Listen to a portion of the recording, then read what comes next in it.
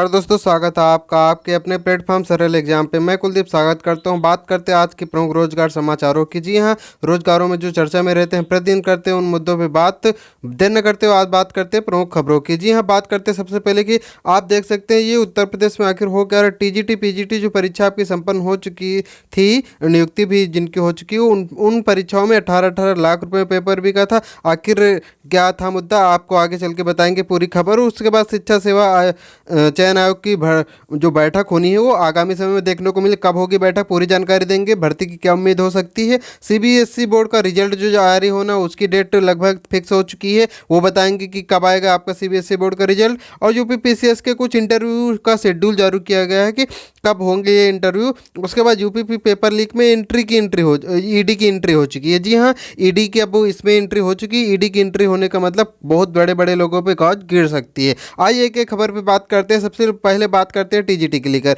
जी हाँ, TGT PGT में जो पेपर आपका बड़े स्तर पे इतनी बड़ी भ्रष्टाचार और इतना बड़ा धांधली हो, आइए देखते हैं क्या है सुर्खियों में। देख सकते हैं आप स्पष्ट रूप से पेपर की हेडलाइन छपी है। 18-18 लाख रुपए में बिके थे टीजीटी पीजीटी परीक्षा के नियुक्ति पत्र। ठीक है, आइए देखते हैं विस्तार से क्या है खबर। स्पष्ट रूप से कहा है, शिक्षक भर्ती फर्जीवाड़ा, 8 लाख रुपए एडवांस दे चुके थे भर्ती माफिया को। यानी कि 8 लाख एडवांस, 8 लाख रुपए आपके नियुक्ति के बाद।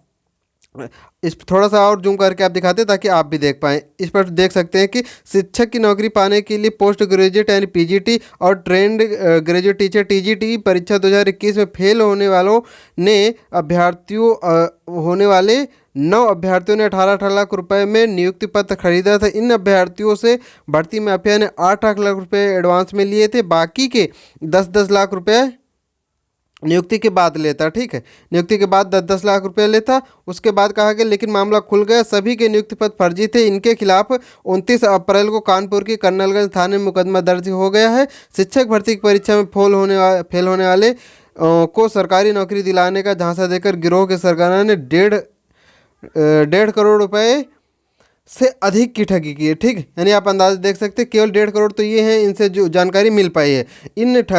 यानी कि जो नियुक्ति पत्र खरीदने वालों में प्रयागराज, मिर्जापुर, मेरठ के 2-2 और सीतापुर, वाराणसी, मुजफ्फरनगर के 1-1 अभ्यर्थी हैं। इनमें से 4 महिलाएं और 5 पुरुष हैं। सभी संपन्न परिवार से हैं। कुछ महिलाओं के परिवार के लोग शिक्षक भी हैं। ठीक, इसका सीधी सी बात है, गरीब लोग तो इतने खरीद ही नहीं सकते। तो आप समझ सकते हैं कि टीजीटी पीजीटी में 18-18 लाख रुपए में भर्ती में ये तो फर्जी पकड़ा गया। हालांकि हकीकत में भी कुछ ऐसा देखने को मिला था। उसके बाद बात करते हैं सीबीएसई बोर्ड की। तो सीबीएसई बोर्ड के जो नतीजे आएंगे 20 मई के बाद आपके नतीजे जारी कर दिए जाएंगे। देख सकते हैं स्पष्ट रूप से केंद्रीय शिक्षा माध्यमिक बोर्ड और सीबीएसई की कक्षा 10वीं 12वीं की परीक्षा परिणाम 20 मई के बाद घोषित हो सकते हैं। परिणाम को लेकर अटकलें लगाई जा रही हैं। जो अटकलों के बीच सीबीएसई ने शुक्रवार को स्थिति स्पष्ट की। आइए देखते हैं स्पष्ट क्या है। समय के लिए स्पष्ट की। उसके बाद बात करें समय से नतीजे घोषित करने के लिए बोर्ड ने कॉपियों का मूल्यांकन तेजी से कराया है। परीक्षाओं के इस साल करीब 39 लाख विद्यार्थियों ने भाग लिया। ठीक, यानी कि लगभग 39 लाख विद्यार्थी सीबीएसई बोर्ड में थे इस बार। और 20 मई के पश्चात यानी कि लगभग 25 मई के आसपास आपके परिणाम जारी कर दिए जाएंगे। उसके बाद बात करते हैं अगली खबर पर। तो अगली खबर जो सबसे बड़ी इस समय की निकल के आ रही हो, यूपी पीसीएस को लेकर थोड़ी सी एक जानकारी निकल के आ रही है कि यूपी पीसीएस के जो आगामी इंटरव्यू हैं, आइए देख सकते हैं स्पष्ट रूप से दिखाते हैं आपको। ये देखिए, संभावित साक्षात्कार दिए हुए, विज्ञापन संख्या दी हुई, विभाग का नाम दिया हुआ। ठीक है, उत्तर प्रदेश आयुष होम्योपैथी विभाग की उत्तर प्रदेश यानी कि अलग अलग जो पोस्ट्स हैं उनकी जो साक्षात्कार होने हैं उनको देख सकते हैं। यानी कि ये प्रोफेसर कम्युनी मेडिसिन इसका था, प्रोफेसर वेटेरिनरी राजकीय, यानी जितने भी कुछ स्पेशल भर्तियां थी, चिकित्सा अधिकारी ग्रेड या चिकित्सा अधिकारी, ये भी। ठीक, तो इनके जो इंटरव्यू होने हैं ये देख सकते हैं मई के तृतीय सप्ताह यानी कि मई में इधर यानी कि 7-21 यानी 21 मई के बाद ये सारे इंटरव्यू होने हैं। ठीक है, यानी कि लास्ट मई में हो जाएंगे। थोड़े थोड़े से पता है तो ज़्यादा होगा नहीं। अब देख सकते हैं 1, 3, 19, 20 यानी थोड़े थोड़े हैं तो आराम से हो जाएंगे। उसके बाद बात करते हैं यूपीपी भर्ती में जो पेपर लीक की जो सबसे बड़ी खबर आई थी कि इतने बड़े स्तर पेपर लीक हुआ, उसके बाद भर्ती को रद्द करना पड़ा। अब तो पुनर्परीक्षा होगी, री एग्ज़ाम की भी तैयारी आयोग कर रहा है।